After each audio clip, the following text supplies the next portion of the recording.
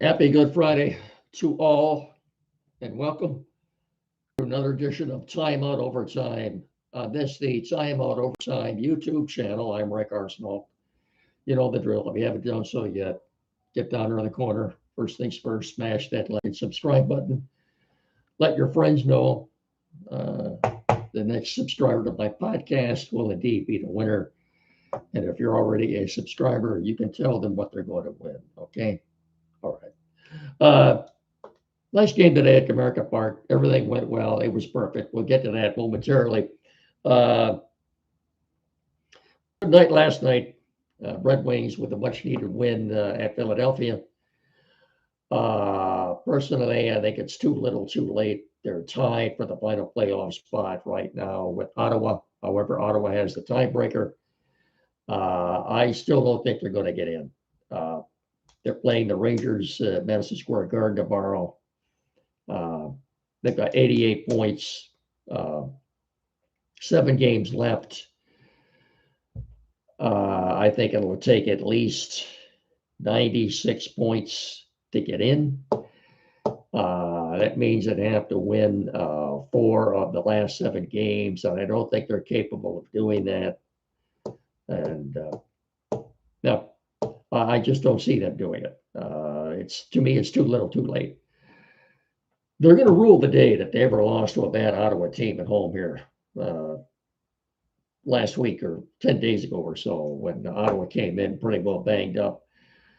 Second game of back-to-back nights at the rule of the day that they haven't played very well at Little Caesars Arena. And even if they were to get in somehow, they're going to get swept in the first round. I keep telling you, this is not a good team. Just not. Now, DeBrincat's had a good year. Chances are he could end up with 40 goals. Good for him. If he was 3 or 4 inches taller, he'd be a fantastic player. He'd be elite. But he's not. He is what he is. Good goal scorer, and maybe the most consistent forward all year. But 12:30 tomorrow on ABC, and that's bad news too because I don't every game this season that they have been on ABC on Saturday, I think they've lost. Okay, you'd have to go back and research that. Maybe we can get Dan Dickerson's crack research department to research that. I don't think they've won a game at all this year on the ABC Saturday games.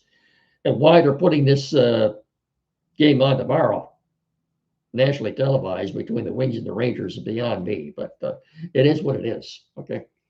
Uh, Pistons, good win last night against the Timberwolves.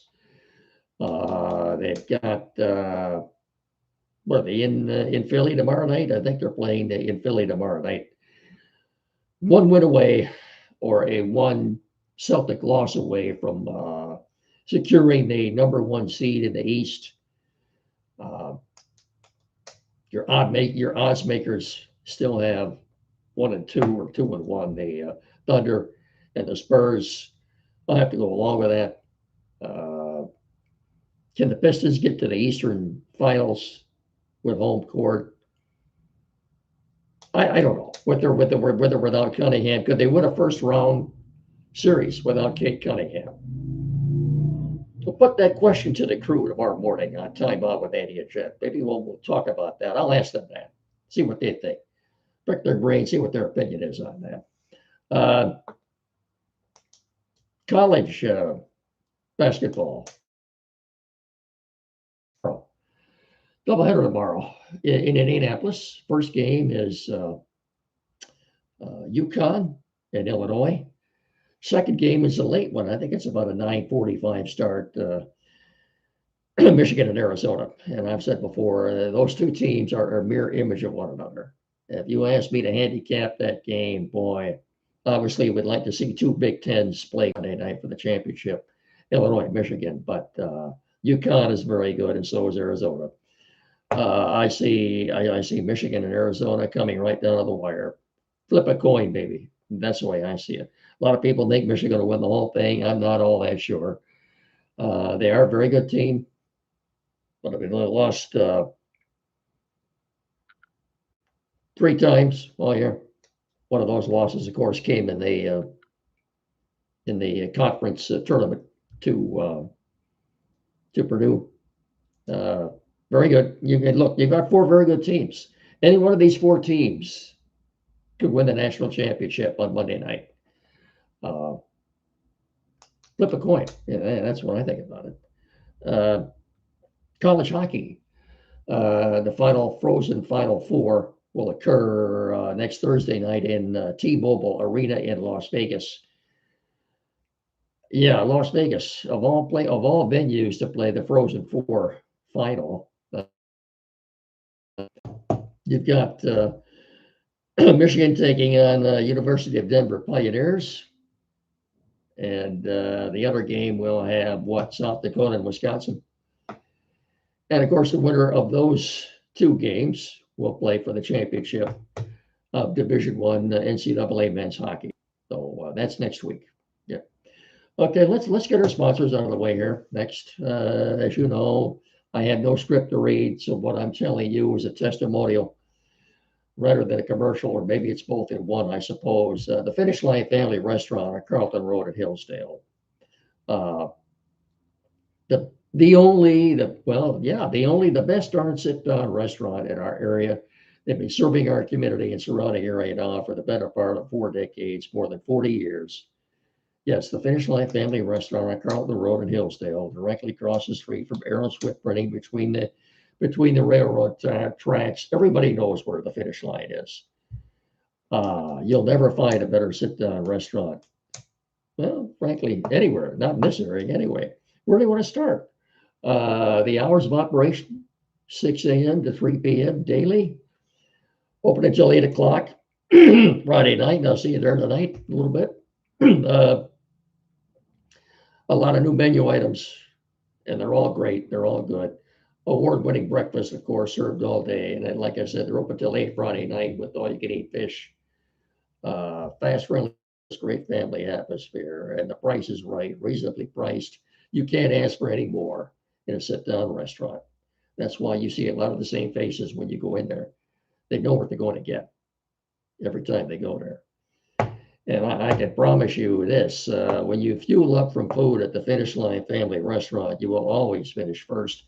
And I can also promise you, when you walk out that door, you've completed your meal, you're going to leave with a big smile on your face. And you'll feel very well satisfied, and you'll be happy. And I guess that's what matters, isn't it? Huh? Finish Line Family Restaurant on Carlton Road in Hillsdale. I better see you there. Okay. All right. We're also brought to you in part, pardon me, by Barrett Insurance. Seniors, have you got your playbook ready for Medicare? Or do you? Don't let healthcare costs pinch you. We're calling an auto Medicare and health insurance. Whether you're aging into Medicare, you're in a special enrollment period, or you're losing other coverage, Joe's got the stats and the know-how to help you score the best coverage for your needs. Plus, you get a game plan for retirement healthcare costs. Okay? Now, what about businesses? Businesses don't get sacked. Joe's got group health coverage options for you too. Give Joe a call at 517-849-1000 or check him out at www.barrettins.com. That's all one word. You find him on the corner of US 12 and M99 in downtown Jonesville. That's Joe Rubin Insurance, protecting your dreams. 517-849-1000. That's barrettins.com, Barrett Insurance, protecting your dreams. And of course, we wouldn't be doing this without the technical assistance of Quality PC in downtown Hillsdale, 37 Walter Street. About 100 yards, not 100 yards, a couple hundred feet west of Howell, I suppose, directly across from Fairfax Automotive. 517-610-5372. As I've told you time and time again, the only place in our area to go for technical assistance or service or sales or repair or whatever you've got, whatever your tech need is. Tim Lindley, Lendley, and his staff are more than capable of resolving any technical issues you may have, whatever it is. Computers, new or used, pardon me, flat screen TV, mounting programming setup, Perhaps you're changing internet providers you had installed, printers you were used, anything at all. Get in there and see them. And as I said, they are more than capable of resolving any of your technical issues. Okay. 37 Waldo Street, downtown Hillsdale, 517-610-5372, or get in there and see them and tell them Rick and Miggy sent you, will you? Thank you very much. Well, the NFL draft is now 20 days away, 20 days of counting. It'll be here before you know it. And the closer we get, we'll be focusing more on that, I suppose, with a couple of mock drafts or whatever. I don't do a mock draft on my own. I guess everybody else does, but I don't. Mel Kiper's last mock he did, I believe, came up yesterday. He did that with 200 guys, and Lions at 17, taking Monroe Freeling, the big tackle out of Georgia. And if they were to draft Freeling, I'm just wondering if they would keep Sewell at right tackle and immediately let Freeling play left tackle. We'll wait and see. We'll wait and see. But to me, I don't see Freeling dropping that low. The Lions were to get him, they'd have to move up at least 4 or 5 spots anyway. I think they got enough draft capital and they can do that. That's where Brad likes to cook during the draft. He doesn't do a lot of cooking otherwise, but 3 days of the draft, that's where he does most of his cooking. And won't surprise me. Just depends on how much they want to get their hands on Monroe Freeling, that they would move up to get him. But I see him as capably maybe being another Penei Sewell. And if they were to get Freeling, they might have the 2 best tandem of tackles, at least in the NFC anyway, possibly the entire NFL. But we'll see. We'll see. They have the 50th pick overall in round 2. They've got 9 picks overall. Yeah. Tigers, good day today. Perfect day today at Comerica Park. It kind of warms the heart, doesn't it, to see a nice sunny day like that on opening day. Crowd of more than 45,000. It was their largest opening day crowd since 2017. They shut the Cardinals out 4-0. Their first opening day shutout since 2016 when they shut out the Yankees. I don't even remember that game. Second start for the Tigers. First start at Comerica Park. Framber Valdez was very good. 6 shutout innings. And the bullpen was good today. Will Vest in the 7th, Kyle Finnegan in the 8th, Tyler Holton in the 9th because it was not a safe situation. We're good. I still think, in spite of what happened Tuesday night in Phoenix, I still think the back end of this bullpen is going to be very good. And it was nice to see, of course, Dylan Dingler hit a 2-run homer today. His second. He's the only Tiger with a home run. Kerry Carpenter with 2 hits. Riley Green with 2 hits. They had both gotten off the slow starts. Kevin McGonigal led off the first inning. He was robbed on a spectacular play by the center fielder. The guy last few days, luck. Look, they're 3-4. Okay, it's to get any kind of a handle on anybody right now. But scheduled game tomorrow, Jack Flaherty is supposed to go. Okay, supposed to go, but the weather the next 2 days does not look very good at all. Rain, supposed to rain all day tomorrow, and then very cold on Sunday. A high of 39 or 40. Excuse me, they're supposed to play Sunday night. Why would you schedule a Sunday night game in Detroit on April the 5th? I don't quite understand that. Look, just like they're supposed to play, 3 night games in Minneapolis next week?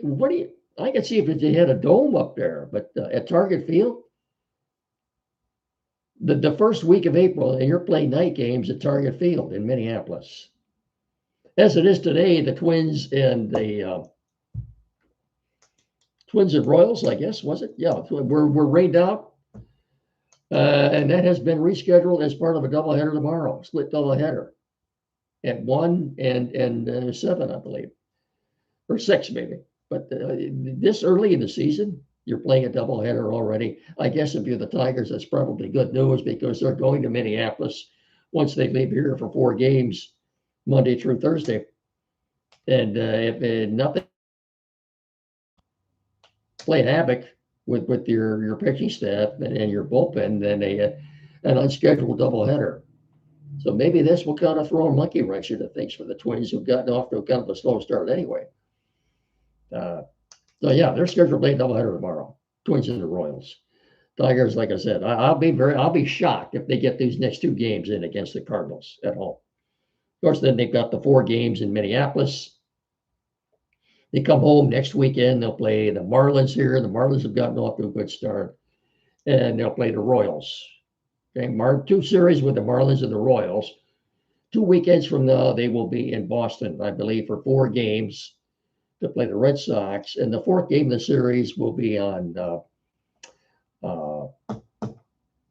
Patriots Day in Boston. Of course, that's when they have the marathon, and the baseball game starts at 11 o'clock in the morning. So the Tigers will be playing a morning game at 11 o'clock in the morning, 2 weeks from Monday. Monday would be the 6th. So that would be the 14th, not the 14th, the 20th, April 20th. April 20th is Independence Day in Boston. The Tigers will be playing the Red Sox at 11 o'clock in the morning. All right. Now, I got you caught up on everything. Did I forget anything? I don't think so. No. Well, by the way, did you see the video of the Tiger Woods arrest? Sad, very sad. What did he do when he was arrested? What did he do? Call Trump? I shouldn't laugh. That's sad, very sad. We hope he. Okay, then that's going to do it. Don't forget tomorrow morning with Andy and Jed on the Time Out Show here locally, CSR 92.1 FM. And I'll talk to you all again on Monday when we recap what transpired over this weekend. Good luck to Michigan. Good luck to the Wolverines tomorrow. And the Red Wings playing the Rangers tomorrow. That doesn't look good. I still don't think they're going to make the playoffs, but we'll see. That doesn't mean I'm hoping they are. I'm just looking at it realistically. So until Monday, then, I will bid you all a very pleasant, solemn, holy weekend. Thanks so much for watching and listening. And I can't